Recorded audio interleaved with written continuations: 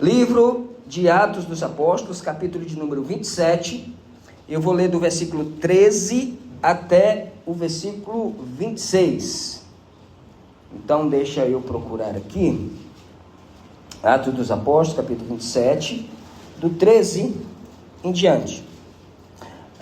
Nós já estudamos os 12 primeiros versos, desse capítulo, e vamos estudar então agora. Eu vou ler na nova tradução da linguagem de hoje, para os irmãos entenderem um pouco melhor.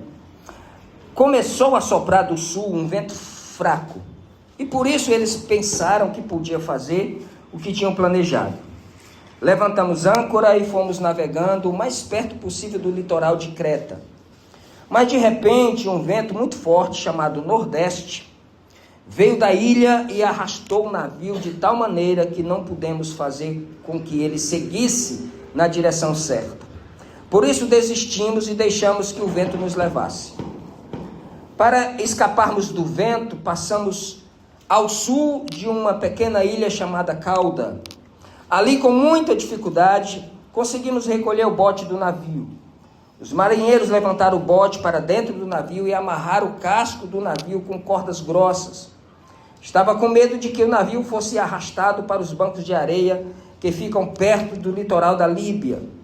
Então desceram as velas e deixaram que o navio fosse levado pelo vento. E a terrível tempestade continuou. No dia seguinte, começaram a jogar a carga no mar. E no outro dia, os marinheiros, com as próprias mãos, jogaram no mar uma parte do equipamento do navio. Durante muitos dias não pudemos ver o sol nem as estrelas e o vento continuava soprando forte. Finalmente perdemos toda a esperança de nos salvarmos. Fazia muito tempo que eles não comiam nada. Então Paulo ficou de pé no meio deles e disse: Homens, vocês deviam ter dado atenção ao que eu disse e ter ficado em Creta. E assim não teríamos tido toda essa perda e esse prejuízo. Mas agora peço que tenham coragem. Ninguém vai morrer. Vamos perder somente o navio. Digo isso porque na noite passada um anjo de Deus, a quem pertenço e sirvo, apareceu a mim e disse: Paulo, não tenha medo. Você precisa ir até a presença do imperador. E Deus, na sua bondade, lhe deu a vida de todos os que estão viajando com você. Por isso, homens, tenham coragem. Eu confio em Deus e estou certo de que Ele vai fazer o que me disse. Porém, vamos ser arrastados para alguma ilha. Apenas até aqui. Amém, meus irmãos? Amém. Bom, onde nós estamos aqui? Aqui a gente estudou até agora todo o livro de Atos dos Apóstolos. Já estamos no penúltimo capítulo. Só tem mais um capítulo. E aqui Paulo está sendo levado prisioneiro para Roma. E no capítulo 23, versículo 11 de Atos, Deus já havia prometido isso para ele, que ele pisaria em Roma para testemunhar diante do imperador.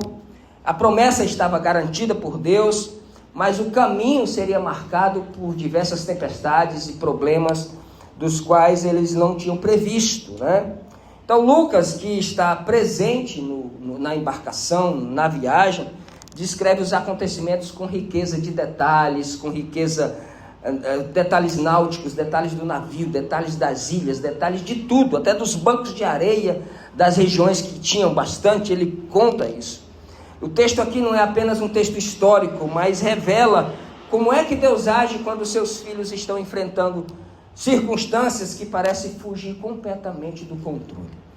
Muito completamente do controle. Então, a viagem aqui, pelo que ele descreve, foi boa até Sidom, que é a costa da Fenícia.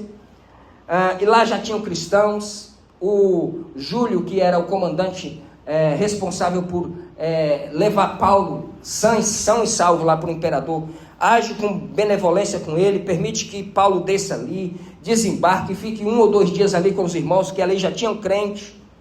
E aí eles percebem que o vento era muito contrário, e eles estavam navegando de uma forma atravessada, para não pegar o vento de frente nem de lado, para não virar a embarcação. Então eles estavam meio que enviesados, passando perto da ilha, costeando as ilhas, perto da praia, justamente com medo de enfrentar alguma tempestade. Enfim, eles chegam até uma cidade chamada Mirra, e lá eles aportam nessa cidade. Tinha um porto muito importante, comercializava trigo ali do Egito, Alexandria, toda aquela região. Lá eles encontram um navio maior do que eles estavam e deveria fazer essa viagem direto para Roma. Bom, eles embarcam, todos seguem a viagem, alegres. A viagem vai vagarosa, os ventos ainda eram muito fortes, e eles viajaram ali pelo sul da ilha de Creta. Chegaram a um lugar chamado Bons Portos, tiveram que ficar ali muito tempo. Por quê? Paulo, ele traz um alerta para os irmãos ali sobre essa questão da viagem. Principalmente porque já tinha passado o jejum. O que era o jejum? Os judeus, eles tinham o costume de pelo menos jejuar uma vez no ano, era obrigatório para todo judeu, que era no dia da expiação. Logo depois do jejum já entrava o outono e depois o inverno. Então, depois do jejum, era um tempo que o outono entrava, ventos fortes, depois o inverno, grandes tempestades. Então, não era um tempo de navegação. E aí Paulo traz esse alerta sobre o perigo da viagem. Mas o comandante preferiu ouvir mais o piloto do navio, o dono do navio, do que o próprio Paulo, né? Porque quem é que vai dar um ouvido a um prisioneiro?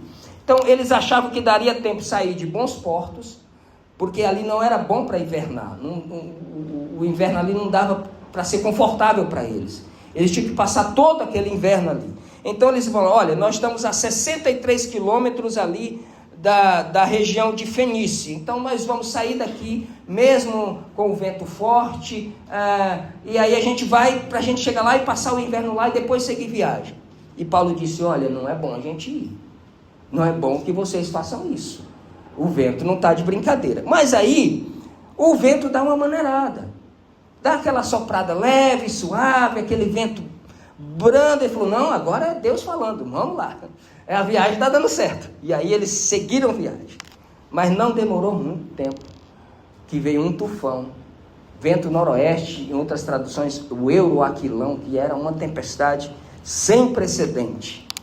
E ali eles ficaram à deriva. Foi tão forte a tempestade, o vento, que eles não tinham mais controle sobre o barco à vela, e aí eles ficam à deriva, soltam o barco. No dia seguinte eles começam a jogar a carga fora, muito provavelmente trigo, mantimento, todas essas coisas. Começou a jogar fora para deixar o barco mais leve. No terceiro dia eles começam a lançar as armações do navio no mar. As estruturas, alguma coisa que servia para amarrar outra coisa, não sei. Estruturas do navio, que eles achavam que podiam jogar fora, e começaram a jogar fora. Depois do vento veio a tempestade, com chuva, e eles não viram mais o sol, não viram mais a lua, não viram mais estrela, não sabia mais se era dia, não sabia mais se era noite, não sabia mais de nada. E aí Paulo e Lucas dizem, nós perdemos a esperança que a gente podia ser salvo. Eles já estavam contando como certo da morte deles. E eles foram empurrados para o mar aberto, irmãos. Mas era o que eles tinham medo. Lembra que eles vinham costeando, vinham passando perto da praia, com medo de o vento jogar eles para longe. E foi justamente o que aconteceu. O vento pega eles e joga para o mar aberto. Então eles pegam os botes salva-vida, recolhem para dentro do barco, reforçam o que eles podiam reforçar, com cabos, com cordas ali o barco, e descem as velas, porque não precisava mais, o vento já estava levando o barco para onde ele queria, era capaz de rasgar as velas e eles não poderem mais navegar. E aí eles decidem ir, né? E aí jogaram a carga no mar, muito provavelmente todo aquele trigo que eles levavam, jogaram a embarcação no mar, e Paulo se levanta no meio, depois de uns dias, sem ver dia nem noite, olha para eles e diz, olha pessoal, vocês deviam ter ouvido o que eu falei antes, a gente não tinha tido todo esse prejuízo, mas ele disse, não tenham medo, porque o Deus de quem eu sou e a quem eu sirvo, mandou um anjo falar comigo aqui ontem à noite, aqui dentro do barco, e disse que ninguém vai morrer. O barco não vai se salvar, mas ninguém vai morrer. Então importa que eu vá diante do imperador. Então, se eu estou nesse barco aqui, eu não vou morrer, e ele disse que por causa de mim, ninguém também vai morrer. E aí ele dá essa notícia e fala, agora comam, se alimentem, porque a tempestade não vai passar, o vento não vai parar agora, vocês comam, vocês precisam lutar contra isso. É interessante que eu fico pensando, por que Deus simplesmente não deu essa notícia e não parou todo esse vento, parou a tempestade e disse, agora está tudo bonança, agora você vai seguir viagem. Era só uma lição que eu queria dar para ele. Nada, depois que o anjo veio, a tempestade continuou ainda mais feroz. Esse era o mar Mediterrâneo ali, irmãos, que é perigoso, depois dessa navegação de setembro, novembro. Então é uma navegação muito perigosa, e eles estavam ali se aventurando. O que esse texto nos ensina? Você está aí, né? Amém? Amém. Está escutando, né? O perigo sempre começa quando a gente confunde vento favorável com aprovação divina. Nós temos muito essa tendência de achar que qualquer vento que sopra favorável ao que eu quero é Deus aprovando. Até a oração a gente faz: Senhor, eu vou fazer isso. Se tudo der certo do jeito que eu estou pedindo, é porque eu sei que é o Senhor que está num barco. E às vezes não é. Nem sempre ventos favoráveis significa aprovação divina. Porque o versículo 13 diz assim: soprando brandamente o vento sul.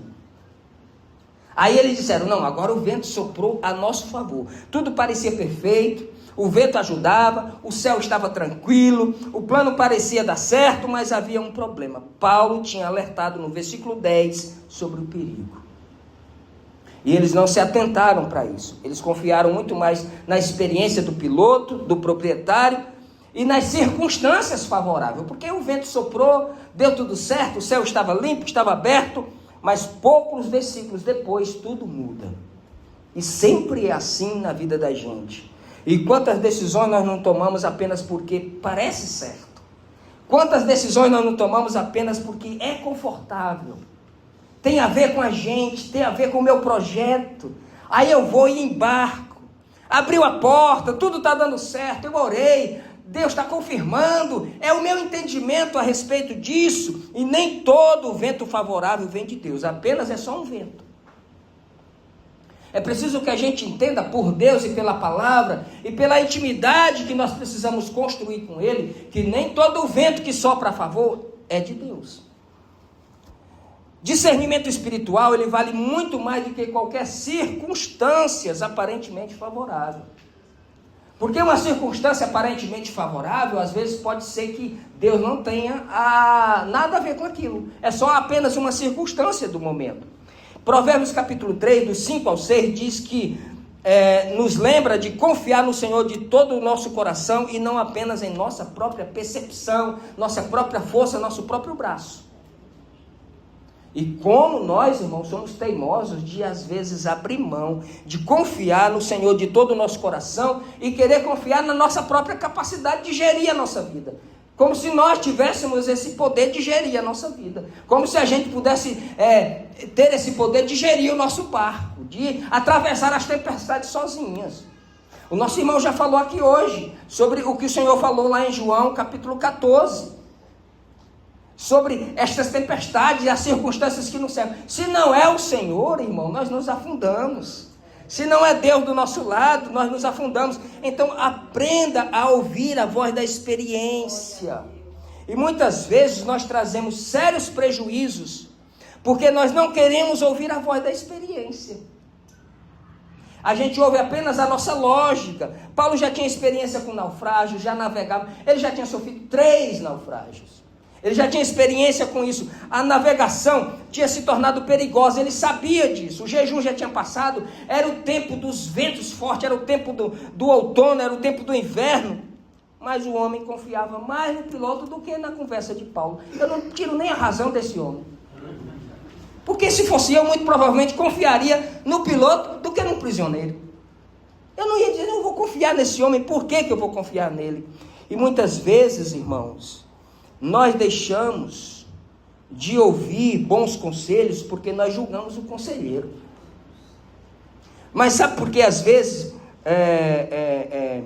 nós julgamos o conselheiro? Às vezes a gente se recusa por causa da proximidade do conselheiro. Se o conselheiro for muito próximo, conhece muito a nossa vida, ele está falando isso porque ele não quer que eu vença na vida. Ou ele está falando isso porque ele já me conhece. Às vezes o conselheiro é próximo demais, a gente deixa de ouvir o conselho, que é a voz de Deus falando conosco, e confia na nossa própria capacidade. E às vezes a gente recusa ouvir isso. Sabe, os pais são ótimos conselheiros para os filhos. Se os filhos soubessem, dariam muita atenção e muito ouvido ao que os pais falam. Porque o pai fala pela experiência. Não é agouro que ele traz para o filho, não Não é nada disso, não é revelação, não é uma revelação que Deus deu para ele, não é que ele não quer que você faça nada, não. É simplesmente pela experiência de vida dele. E aí ele orienta, e às vezes os filhos não querem ouvir, né? E muitas coisas você pode resolver apenas com a tua experiência de vida. Você sabia que 80% dos problemas da igreja a gente resolve apenas com bom senso e a experiência de vida? Porque a maioria das pessoas abrem totalmente mão disso. O evangelho é um convite ao bom senso.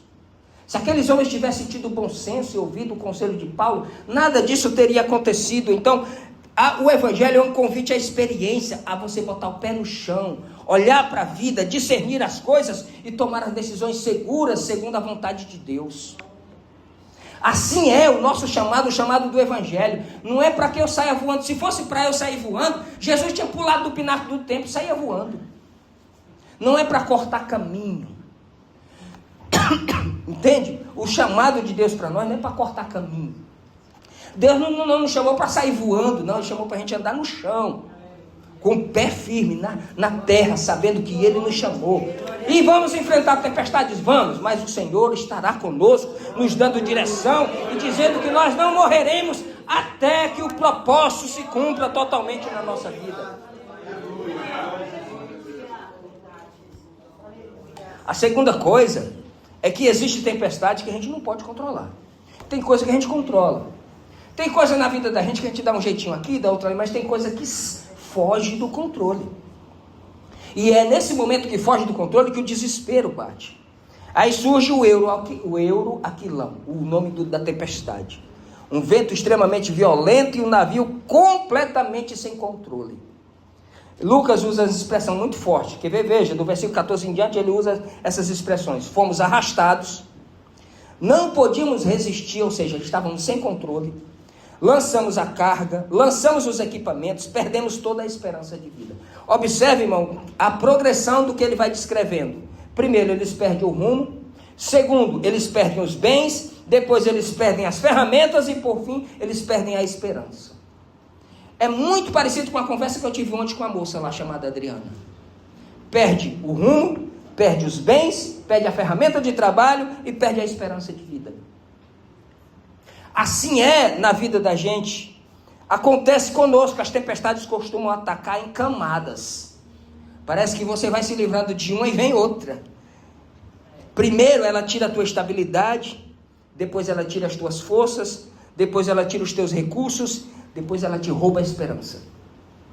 Quando nós não damos ouvido à voz de Deus, quando nós não sabemos interpretar e discernir a voz de Deus do meio daquele ventinho suave que está soprando, dizendo, vai, faz isso. Quando a gente não discerne isso, a gente acaba entrando em tempestades que depois nós perdemos totalmente a esperança. E é por isso que, se você pegar Hebreus capítulo 6, versículo 19, ele diz que a esperança é a âncora da alma. Sabe o que é uma âncora, né? Aquele negócio que o navio desce para fixar no chão, no fundo do mar, e segurar o barco.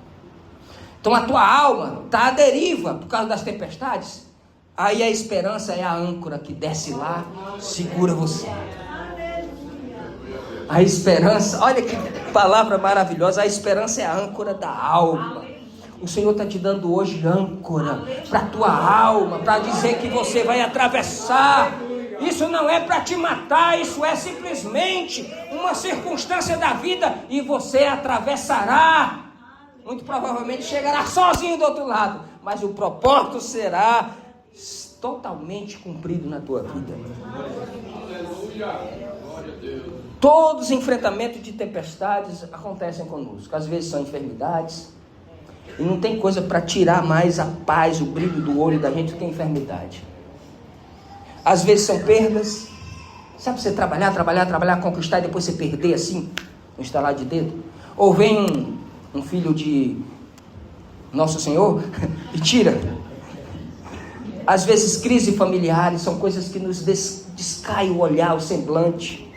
Às vezes são perseguições, às vezes são decepções, frustrações. Tudo isso são tempestades que nos acometem.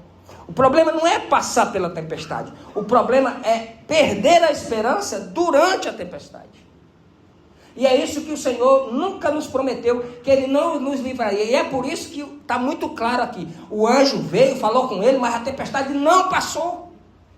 Ele só disse assim: fica tranquilo, tu não vai morrer e nem ninguém está aqui. E é isso que às vezes nós temos dificuldade de entender.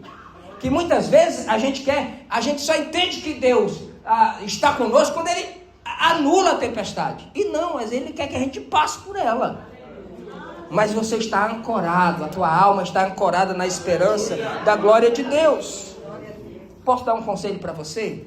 Cuidado com as aventuras que põem em risco a sua vida, a sua família, quem está perto de você.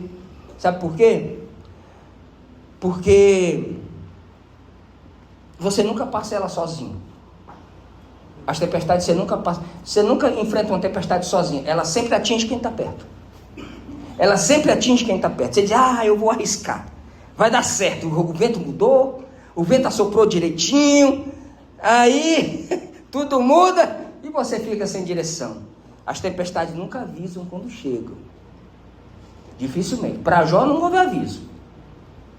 Para ninguém, muitas vezes, por misericórdia grande de Deus, Ele nos avisa de algumas coisas, dá alguns sinais, como nós aprendemos na aula passada. Mas ela sempre vem de repente. Você não tem controle sobre isso. Às vezes é uma aventura numa aquisição de alguma coisa. Você viu que o vento soprou a favor, se empolgou, levantou as velas. Aí a tempestade te apanhou no meio do caminho. E agora você e toda a sua família está pego por essa imprudência da sua parte. Amém? Amém. Tenha cuidado com isso, com essas aventuras. Ninguém nunca paga a conta sozinho. Sempre tem alguém que vai pagar a conta junto com você. Sempre tem. E quem mais paga é a família que está mais perto. Às vezes você se aventurou num relacionamento, não analisou, não teve paciência, não esperou, foi na empolgação, o vento soprou, você levantou as velas, o vento está dando forte, e agora o caos se instalou às vezes dentro de casa, dentro da sua família. São as tempestades que vêm. Não estou falando isso aqui para você ficar relembrando os seus erros passados e se lamentar, não é para isso não. Estou falando aqui para dizer que a misericórdia de Deus nos atravessa, mesmo quando a gente não ouve a sua voz. Ele vai lá no meio da tempestade encontrar a gente e dizer: se você tivesse me ouvido, nada disso tinha acontecido. Mas agora se alimenta, come, coloca a âncora da esperança no teu barco e você vai chegar lá onde você precisa chegar. Amém? Amém. Terceira coisa, a voz de Deus costuma ser ouvida com mais clareza no meio da crise. Porque quando está tudo bem, a gente não quer nem ouvir Deus. Está tudo bem mesmo? Para que orar? Para que ir em tanto culto quando está tudo bem, né? Para que tanta coisa? Agora, quando a crise chega, meu irmão, e aí é o que fala do versículo 21 até o 24. Finalmente Paulo fala, e curiosamente, ele fala depois de muitos dias em silêncio. Ele não ficou jogando na cara de ninguém. Tá vendo? Você devia ter me ouvido. Quando foi a oportunidade, ele disse: olha, se vocês tivessem me ouvido, nada disso tinha acontecido. Mas ele constata um fato. Ele não fica lançando em rosto. Eu avisei, tá vendo? Eu avisei. Embora ele pudesse fazer isso, mas ele não fez. Mas depois que ele diz: olha, o fato é, se vocês tivessem me ouvido, isso não tinha acontecido, depois ele fortalece a eles.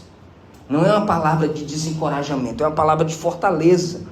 Depois que ele encoraja eles, ele anuncia uma palavra de esperança. Ele vai dizer: ninguém vai morrer. Entende isso, irmãos? Depois ele recebe a visita do anjo, fortalecendo isso. Primeiro ele permanece. É necessário que é necessário que compareças perante César. É a promessa que permanece. A promessa na vida dele permanece, apesar da turbulência, da circunstância, da desobediência dos donos do navio, mas a promessa na vida de Paulo permanece. Você tem promessa de Deus na sua vida? Ah, meu amigo, se é de Deus, a promessa permanece. De pé, de pé. Ah, você está dizendo: não, mas se fosse para cumprir, Deus já tinha cumprido. Tanta coisa já aconteceu, mas se a promessa está de pé, ancore a sua alma nesta promessa em nome de Jesus. Glória a Deus. A tempestade não cancelou o propósito, a tempestade fazia parte do caminho. Entende, irmão? Quando você serve a Deus, caminha com o Senhor, A tempestade, ela faz parte do seu caminho. Jesus nunca nos enganou referente a isso. A Bíblia não é tendenciosa com seus heróis, mostra a fraqueza de cada um deles e mostra como Deus socorre a cada um. Então, o propósito de Deus, ele não depende da estabilidade da circunstância. Não depende do mercado estar bom, do político ser de Deus ou de direita ou de esquerda. Não depende de nada, de nada. Romanos capítulo 8, versículo 28 diz que todas as coisas contribuem juntamente para o bem daqueles que amam a Deus. Mas ele não está dizendo aqui que tudo é bom. Ele está dizendo que Deus trabalha em todas as coisas para cumprir os seus propósitos. Porque não é bom. Se você disser para mim que é bom enfrentar a tempestade, eu digo que é mentira, porque eu não gosto. Não é bom enfrentar a tempestade. Não é bom. Eu vejo a hora de Deus mandar uma tempestade sobre mim. Não faça essa oração não. Não é bom enfrentar a tempestade, mas Deus afirma que Ele trabalha em todas as coisas para cumprir o seu propósito na nossa vida. E é por isso que todas as coisas contribuem juntamente para o bem daqueles que amam a Deus. E quanto mais arredio nós somos à voz de Deus, mais prejuízo a gente tem. Quanto mais eu deixo de ouvir a voz de Deus, mais prejuízo eu tenho. Muita gente tenta de tudo, mas só consegue ouvir a voz de Deus no desespero. Infelizmente é assim. Tenta de tudo, tenta de todas as formas. Nesse ponto aqui, sai os comandantes e entra quem? O pastor. Sai o comandante, sai aí, não tinha mais controle de nada.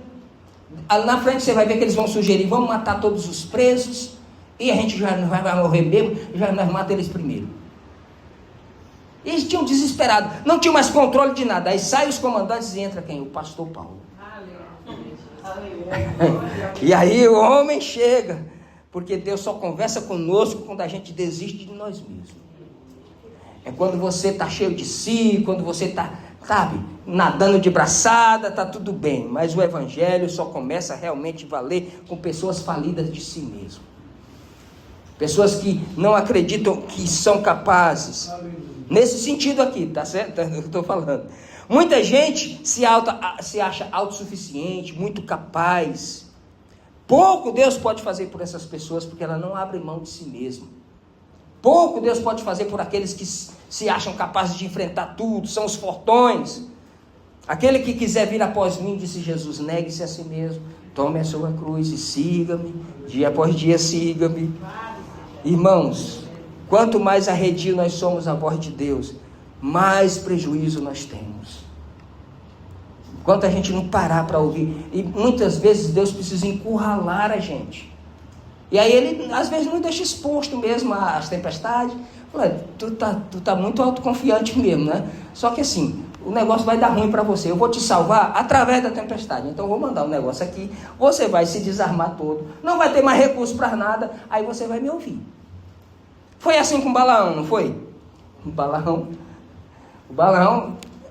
o pior do profeta não é ele não ouvir o que a jumenta ouviu.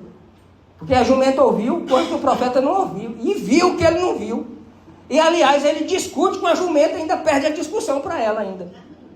Quando não se ouve a voz de Deus. Porque os caras foram lá e disseram assim, tá vindo um povo aí que tá arrebentando com tudo lá, a gente tá com medo. Balaque mandou os mensageiros lá e mandou ouro, dinheiro, oferta, mandou um monte de coisa. Vamos lá que tu vai amaldiçoar esse povo. Ele falou, rapaz, o homem era da batucada, né? Era um bruxo. O Balaão, a Bíblia chama de profeta, mas o cara era um bruxo. E o profeta não amaldiçoou ninguém. E ele foi chamado para amaldiçoar. Aí Deus disse, não vai com esses homens. Aí ele olhou para os presentes, viu, né?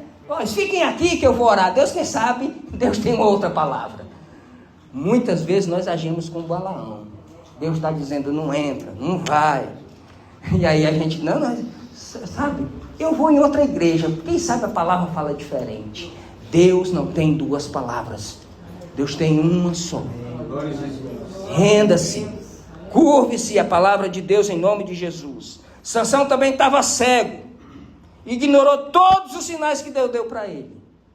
Tudo que Deus enviou. Ele ignorou tudo. Até o dia em que ele percebe que o Espírito tinha se retirado. Aleluia. Irmão, isso fala tão profundo ao nosso coração, a gente não pode, jamais, de forma nenhuma.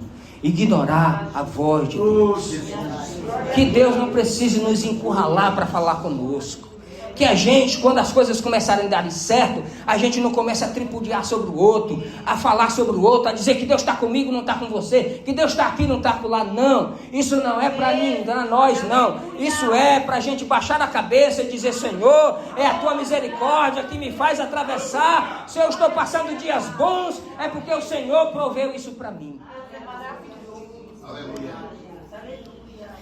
E em quarto lugar, a gente vê aqui que Deus não salva apenas o seu servo Paulo, mas ele abençoa quem está ao redor dele, que está no versículo 24. Deus, por sua graça, te deu todos os que navegam contigo. Foi o que o anjo disse para ele. Deus, por sua graça, deu todo esse povo aí para você. Mas na frente a gente vai ver que era 276 pessoas. Não era uma embarcação pequena, era grande, era maior do que isso aqui, não era? Aqui não cabe, aqui dentro daqui não cabe 276 pessoas.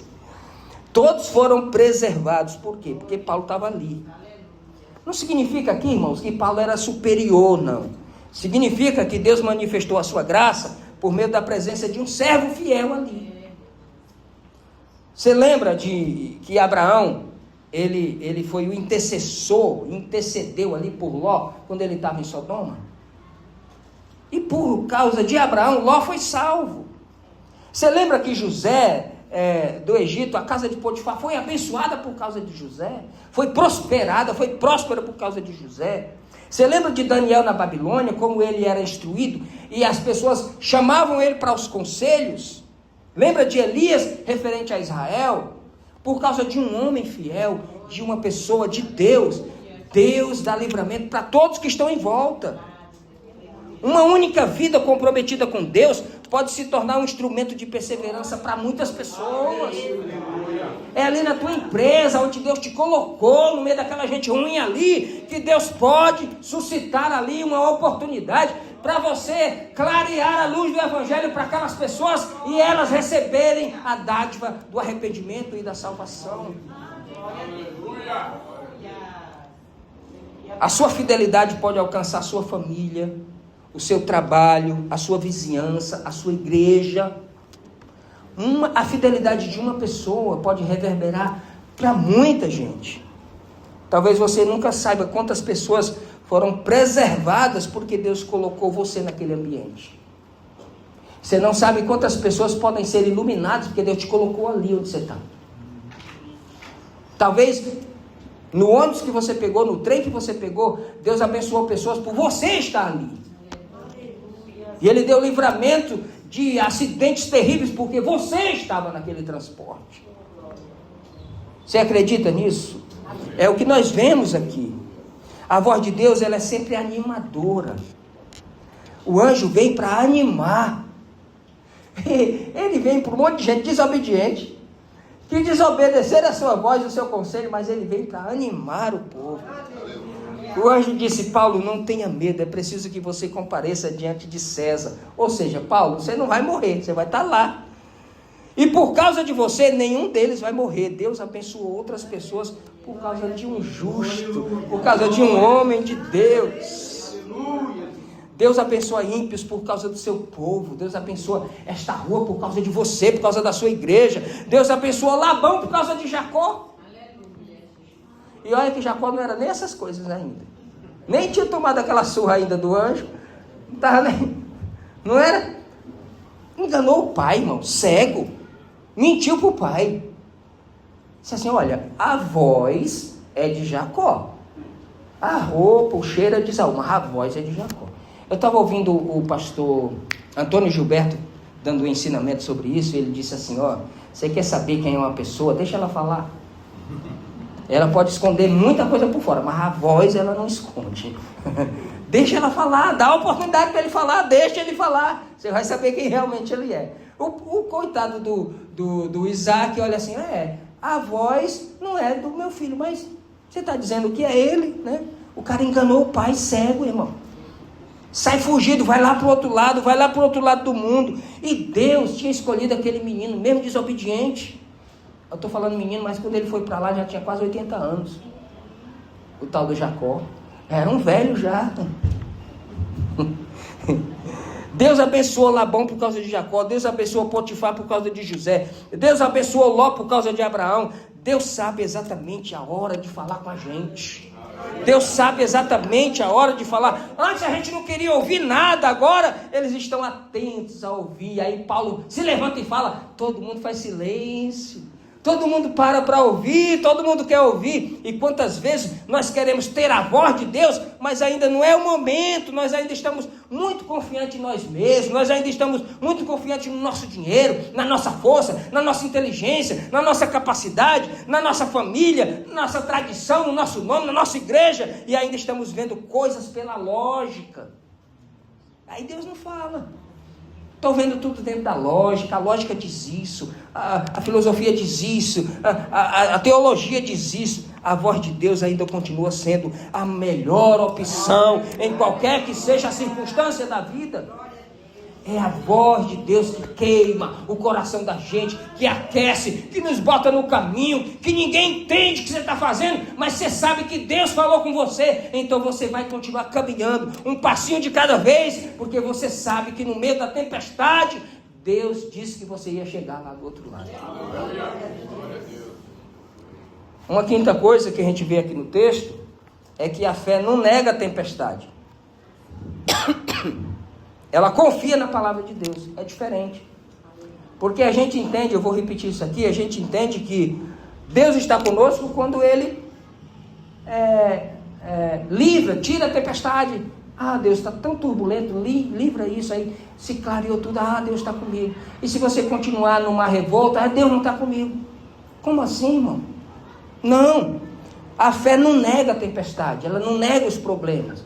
A fé não precisa negar que você tem uma enfermidade e tem que atravessar. Você tem que passar por ela.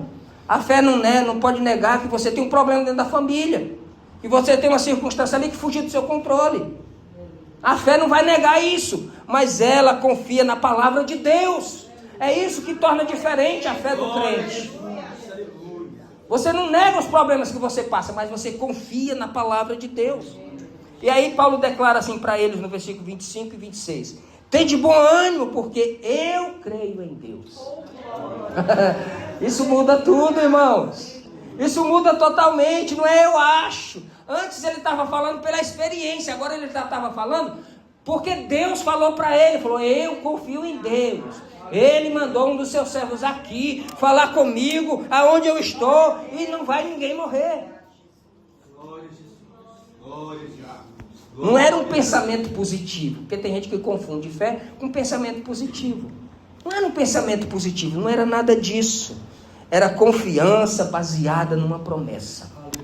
Eu convido você a trocar o seu pensamento positivo. Aliás, o pensamento positivo não é ruim. Porque quem pensa positivamente na vida, tudo vai dar certo, ainda está em melhores condições do que quem pensa negativamente. O cara que pensa negativamente vai dizer, vida, céus, azar. Igual aquele desenho lá, né? Não vai nada dar certo, nada vai dar certo, não sei o quê. Quem pensa assim já está 2 passos atrás.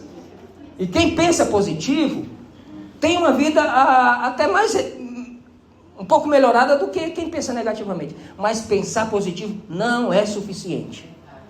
Pensar positivo não tira você da tempestade. Sabe o que faz atravessar a tempestade? É uma promessa que Deus te fez. E o irmão já falou aqui hoje à noite. A promessa é que eu vou. Se vocês acreditassem no que eu estou falando, vocês iam se regozijar. Porque eu vou para o meu Pai e vou voltar para buscar você.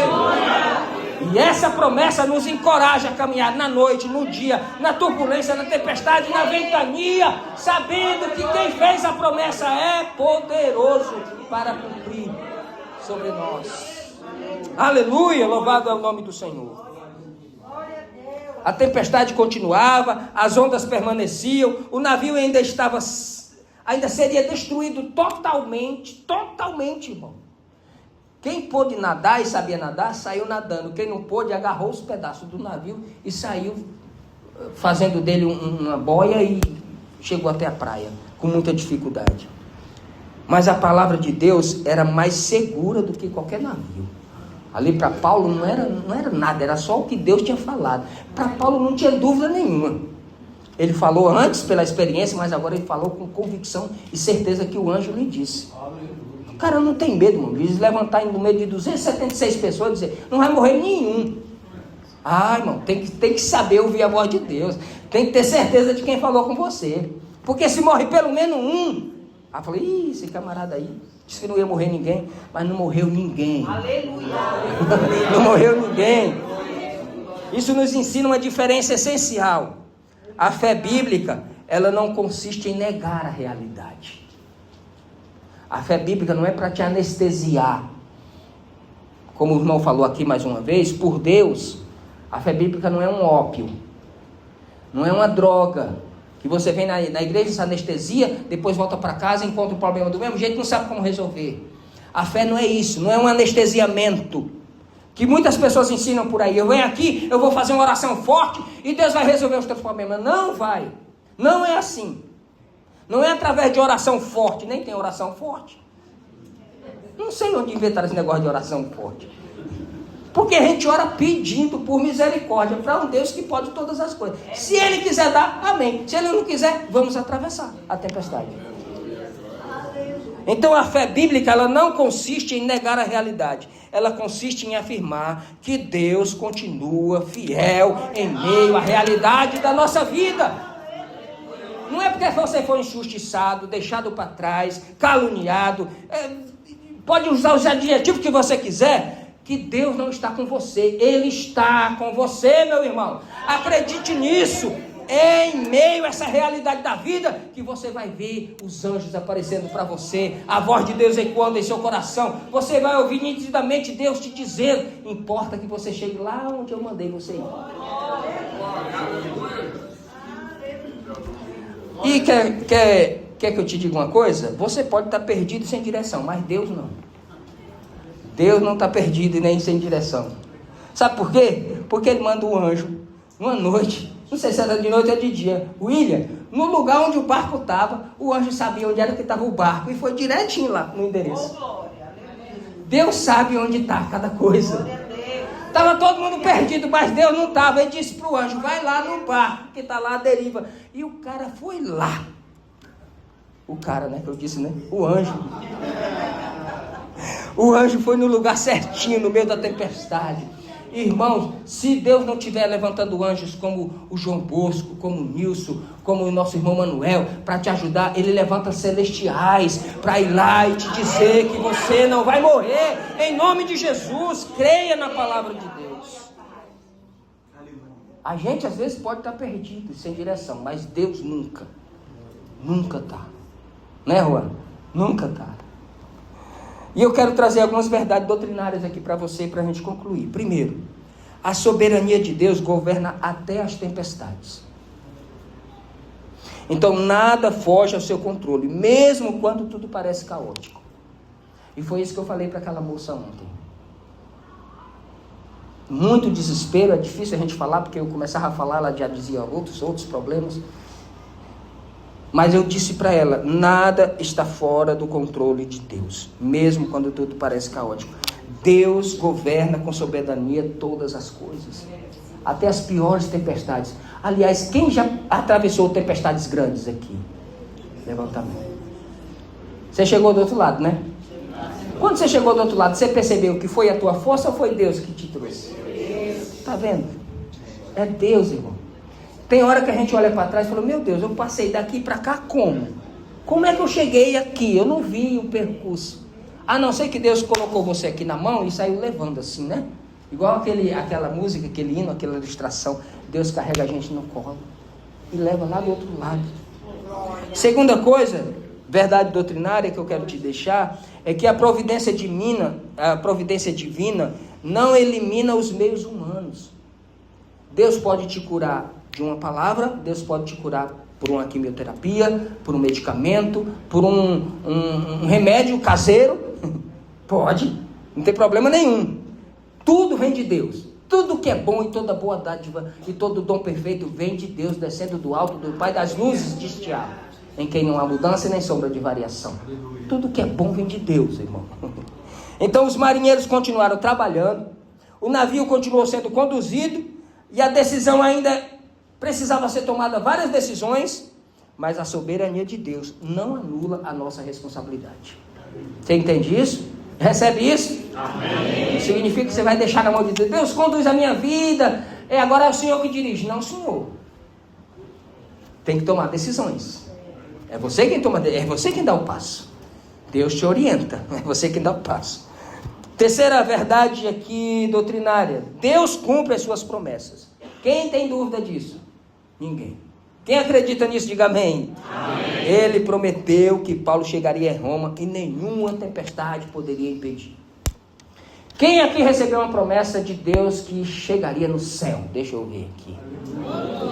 Não tem tempestade, não tem capeta, não tem potestade, não tem nada que possa atravessar o seu caminho e mudar a sua rota. Se você for fiel a Deus, Deus cumprirá a sua promessa e em breve a trombeta soará e nós ouviremos a sua voz e nós ouviremos o seu convite. E sabe como é que ele vai convidar a gente? Não é venham filhos rebeldes, não. Benditos de meu Pai. Venham, benditos de meu Pai. Eu preparei um reino aqui, ó, antes de criar vocês. Está pronto. Venham se apossar. Venham tomar posse. Irmãos, isso é a nossa âncora. Glória a Deus. Quarta coisa. A promessa de Deus vale mais do que a ausência de problemas.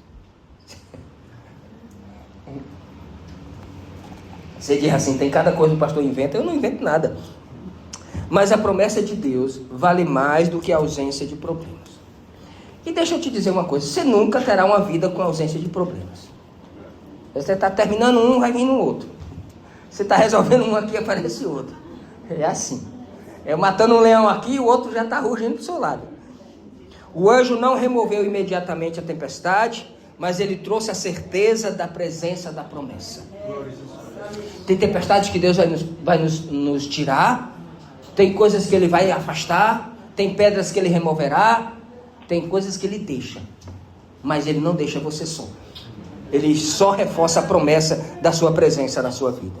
E a quinta e última verdade doutrinária aqui é que a esperança cristã está fundamentada na palavra de Deus. Aqui, ó. Não é em sentimentos, não é em estatística, não é em nome de igreja, não é em nome de pastor, não é em circunstância, não é em tempo de igreja, não é em nada. É a palavra de Deus. Palavra de Deus poderosa, reverberando em nosso coração, chamando a gente de filho amado, de filho querido, e a gente dando cabeçada na vida, desobedecendo, ele diz filho querido, filho amado. Vai passar, e a gente diz, Deus não está comigo, ele diz, eu estou aí, eu estou contigo. Mas essa tempestade, não, você vai atravessar. A esperança cristã está fundamentada na palavra de Deus. Essa palavra é infalível, irmãos. Ela não mente, ela não falha, ela não te engana, e ela te diz a verdade. Por isso, eu quero concluir. Vem cá, homem da música. Eu vou dizer aqui algumas aplicações práticas para você. Primeiro, não tome decisões apenas porque a circunstância parece favorável. Viu? Diga amém. Amém. Não tome decisões apenas porque a circunstância parece favorável. Ore mais, pergunte mais, converse com Deus mais. Não interprete as tempestades como prova de abandono divino, porque tem gente que interpreta isso. Eu já falei isso 2 vezes aqui hoje, eu vou falar a terceira. Você está atravessando alguma tempestade, alguma injustiça, alguma coisa, não é que Deus te abandonou. Entenda isso. As tempestades não é prova do abandono de Deus para você. São circunstâncias. E muitas vezes nem foi Deus que colocou, foi você mesmo. Às vezes a gente mesmo traz a tempestade para nós. A gente tem tanto pouco problema que a gente pega o do vizinho e traz para nós. Terceira coisa, alimente a sua esperança nas promessas de Deus, não nas condições ao seu redor. Tudo pode estar fechado, irmão, tudo pode estar em negro, tudo pode estar escuro. A sua esperança não pode estar alimentada nessas condições ao redor. Ela está alimentada nas promessas de Deus. Viu? É Deus quem te prometeu. É Ele quem dirige a sua vida. É Ele quem sabe, é Ele quem enxerga, é Ele quem vê, é Ele quem te manda. Quarta coisa, seja uma presença de paz, onde todos estão dominados pelo medo. Aqui era Paulo, que é essa presença de paz. Imagine, irmão, o cara no meio daquela tempestade, não tinha noite, não tinha chuva, não tinha sol, não tinha estrela, não tinha nada, só vento e chuva, os caras morrendo de fome, de frio. O anjo vem e fala com ele, a tempestade não passa. O cara se levanta com uma convicção.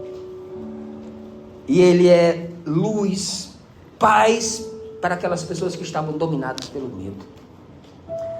Você onde trabalha, você onde congrega, você onde come, onde se alimenta, no seu lar, seja lá onde for. Você é essa presença de paz onde tem pessoas dominadas pelo medo.